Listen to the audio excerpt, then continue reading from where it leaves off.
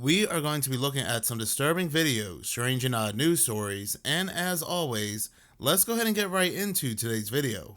This video will be about a bunch of strange quote-unquote coincidences. There are things happening in Philadelphia, things happening in India that I have spoken about previously in another video that happened on July 4th, but before we go ahead and get into that, I do want to go ahead and talk about this.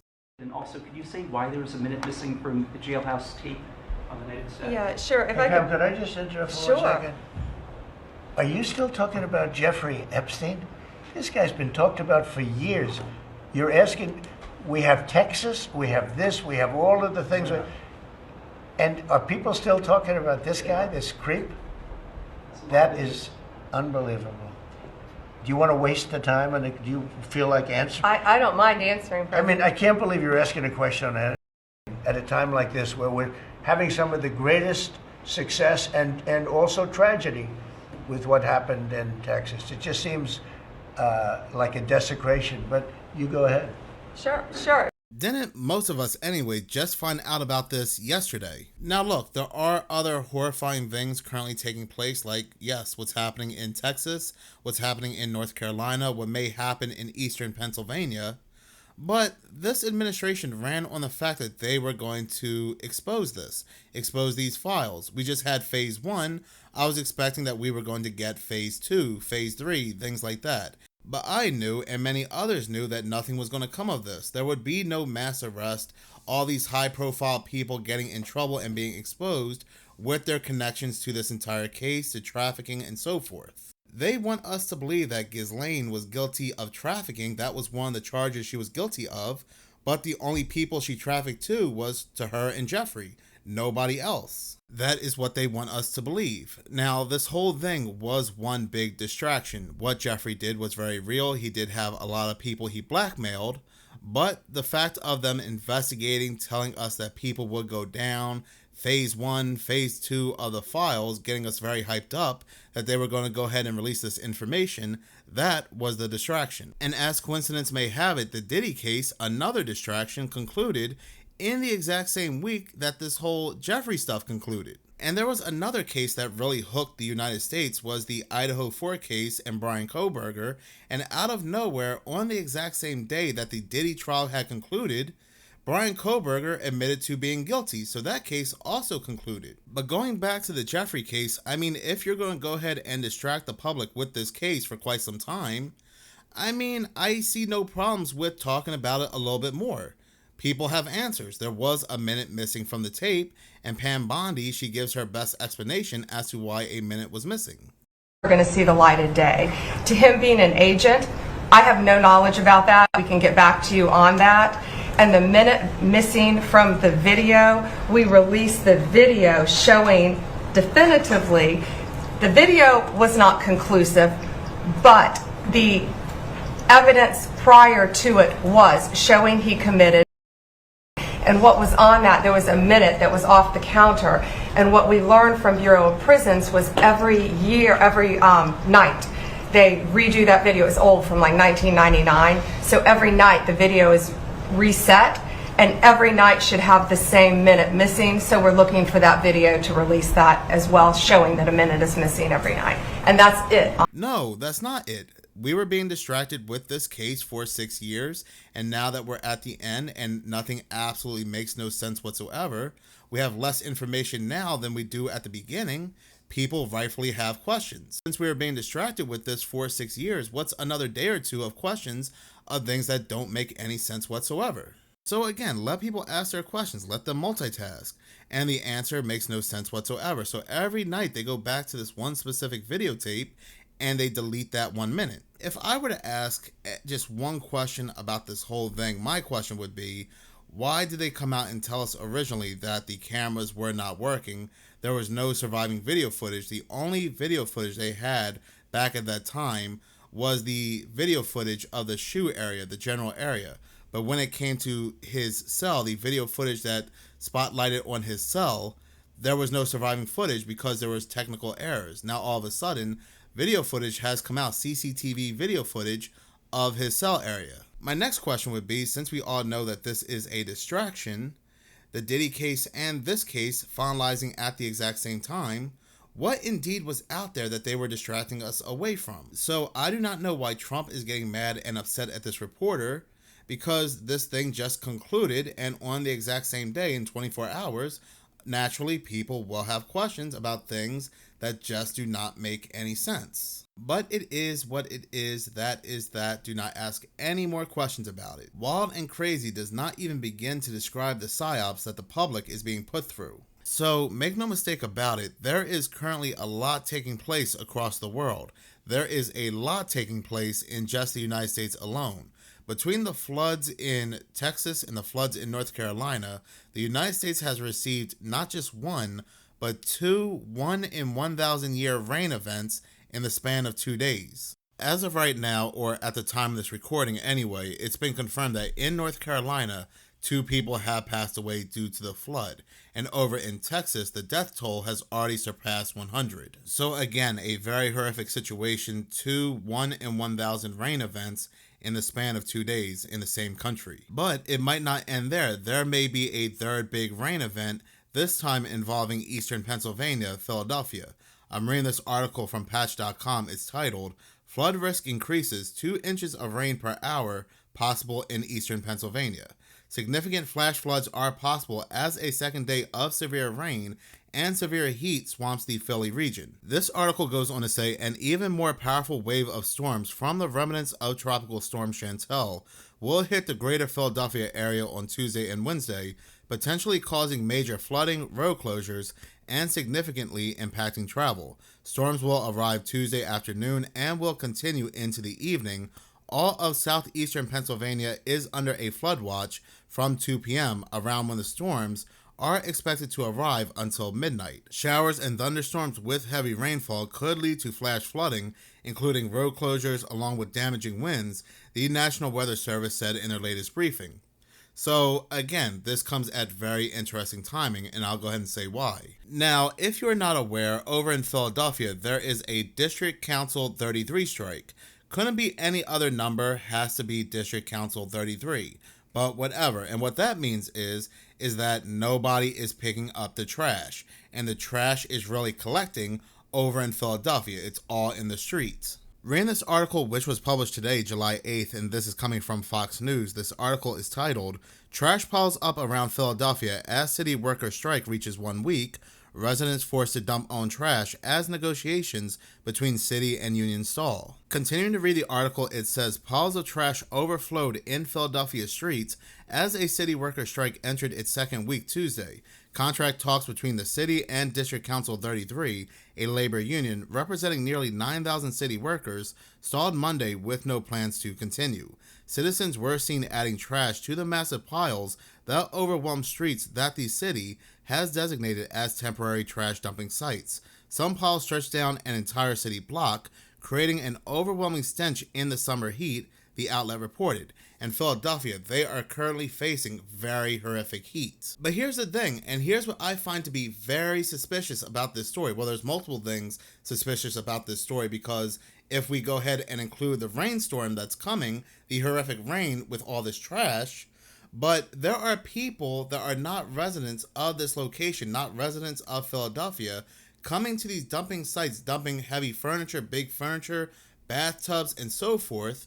Also, these residents do not have room to dump their trash, so their trash is just lying all in the street. Check out this news clip. A new problem is also piling up, and neighbors aren't happy about this at all. People are illegally dumping stuff at sites all across the city. CBS News Philadelphia reporter Madeline Wright is live in the far northeast this afternoon, where the streets are clogged with frustration. Madeline. Good afternoon, Natasha. People who live here in Morrell Park say they've never seen their neighborhood look or smell this bad. Just take a look at this giant mountain of trash stretching from one end of the block to the other. Non-unionized workers are struggling to keep up. This neighborhood drop-off site has become a spectacle, with people stopping to take pictures here at Red Lion and Calera Roads. This is one of 60 drop-off sites where residents can place trash on their designated designated collection day. But we're seeing more than just household garbage. From Chopper 3, we've seen a bathtub, couches, mattresses, and garbage cans. We're even hearing stories about non-residents coming from other places to drop off bulk items. Officials are now issuing a stern warning to anyone dumping illegally, including contractors who are leaving construction debris, which makes it harder for crews to do their jobs. Violators face a $5,000 fine. They can even take a picture of your license plate and seize your car. And I want to emphasize, this is not a free pass for illegal dumping around the city of Philadelphia. This is for residential trash only. It's not for private businesses. It's not for contractors. It's not right. I feel like people are really taking advantage of this.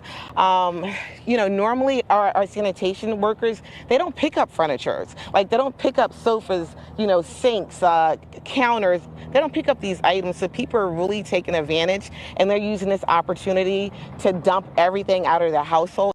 So how is this not suspicious? We already have this worker strike in Philadelphia where all this trash is in the street, but the residents, they are doing the best they can to take their trash to this dumping ground, but when they go there, they are being blocked by all these big items being placed by outside forces. So the trash continues to pile up all in the street, and as coincidence may have it, if you believe in these type of coincidences, now there's a rainstorm coming that may be on par with what North Carolina is facing. And even if it's not as bad, it still makes a bad situation even worse because of all this trash. There are even people out there talking about diseases spreading because of the heat, the trash, and the rain. You can't make this up whatsoever. So I can't really see any positive situation when it comes to any flood or flash flood hitting Philadelphia in their current situation. It's like, wow. But on the topic of diseases, viruses, there is something else I do want to go ahead and talk about, another quote-unquote coincidence. Now, a week or 2 weeks prior to July 4th, I made a video where I spoke about this website right here that was created by the government back in 2023, or put together anyway by the government back in 2023, and published on April of 2024. Now, I do want to go ahead and make it clear, I was not the first one to find this website. Matter of fact, there were other channels like Richie from Boston, JWTV, I believe Truth Seeker, among others, that were talking about this well before I was. So credit where credit is due, but I had made a video about this website, biodefensecommission.org, which is titled The National Blueprint for Biodefense, Immediate Action Needed to Defend Against Biological Threats. And the reason why I made this video was because there's a very interesting section that talks about this 9/11 style attack that will take place on July 4th, 2025. But it won't be, this attack will not come in the way of explosions, bombs, destruction, but it'll be more subtle. It'll be in the way of, again, some kind of disease that will not be detected until a couple months after July 4th, 2025. So again, an attack will take place, but they will not realize one had taken place, again, until months after July 4th. And what's also interesting about this article is they lay out 33 recommendations. There's that number again. Guess it's just, again, a coincidence. But the disease they used in the July 4th, 2025 scenario was the Nipah virus. You can see right here, laboratory tests confirm that Nipah virus caused the disease, but we still do not know what methods our adversaries used to infect humans and spread the disease among livestock in rural communities. But why am I talking about this? Well, again, as coincidence may have it, on July 4th, 2025, and while this did not take place in the United States that we know of anyway, news had broken out that the Nipah virus was detected in multiple individuals, and so far, 2 people had passed away, and I think 1 is in critical condition, or I think it's the opposite. But still, the Nipah virus has appeared in India on July 4th. The thing is, India, and I get it, India is not a stranger to the Nipah virus. They do get so many cases every year. But to accurately predict when the Nipah virus would go ahead and appear in the news, I'm not buying that as just a mere coincidence. And I'm also seeing now these news articles. Take, for example, this news article from The Sun. Viral threat, teenage girl passes away from brain swelling Nipah virus, considered the next pandemic, as officials detect a second case. Of those who survive, 1 in 5 are left with devastating brain damage from seizures to Jurassic personality changes. While India does indeed receive a handful of cases of the Nipah virus every year, I believe it's like 2 or 3 cases, with 2001 having the most, 66, they are saying as of July 4th, 2025, there were a total of 425 people across 3 districts that have been identified as contacts of the 2 women who could have come in contact at a social event.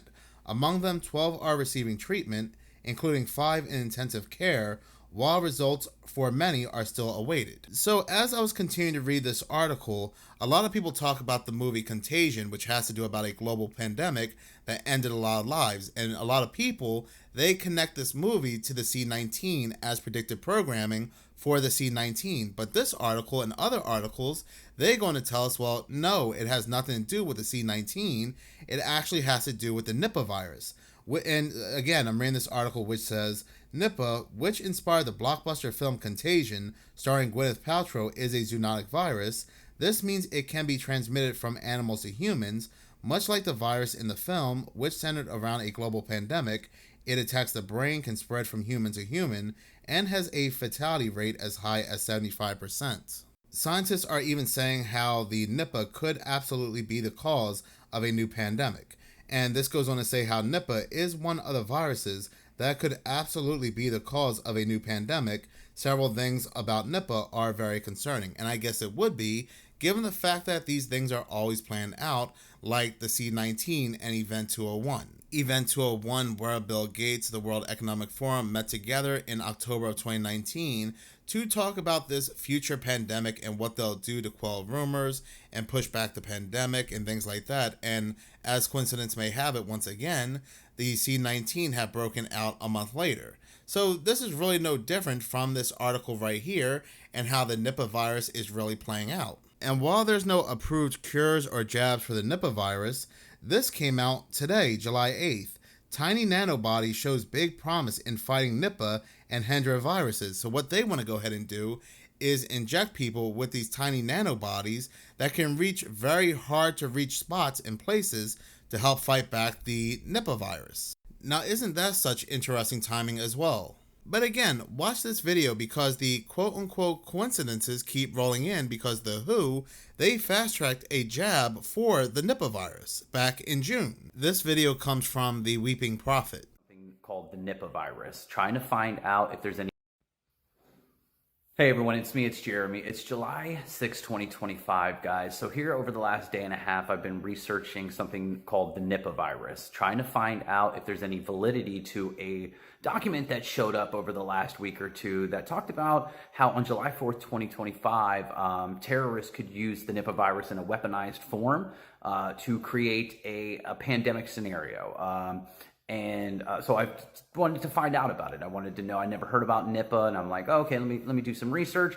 The couple of people I talked to initially were like, yeah, it's got a massive fatality rate, a very high fatality rate, but it will stop contagion because people won't be able to spread it to each other, because those who contact it will most likely, unfortunately, not survive it. And I was like, well, that's kind of gruesome, but also, all right, well, maybe we won't have to worry about a spread, and it will be isolated.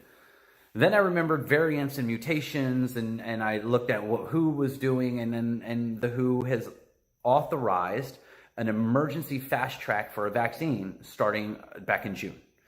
And I've tried to share this article, and I've tried to share these articles, and it keeps shutting me down. It keeps taking my videos away and giving me all sorts of weird censorship things not even related to medical misinformation, election integrity, and all this kind of stuff. And I'm like, and it won't even let me appeal it. It's like an auto pull. Like, there's no appeal process for this, okay? And I've been winning my appeals all week long on everything because I'm trying to share actual documents and like really prove why I talk about the things I talk about, putting the patterns together for you, okay? So I start looking into this Nipah, and of course they've not greenlit for use, but for, development, fast track, Oxford and AstraZeneca, I believe, are now developing a new vaccine for this RNA virus known as Nipah, okay?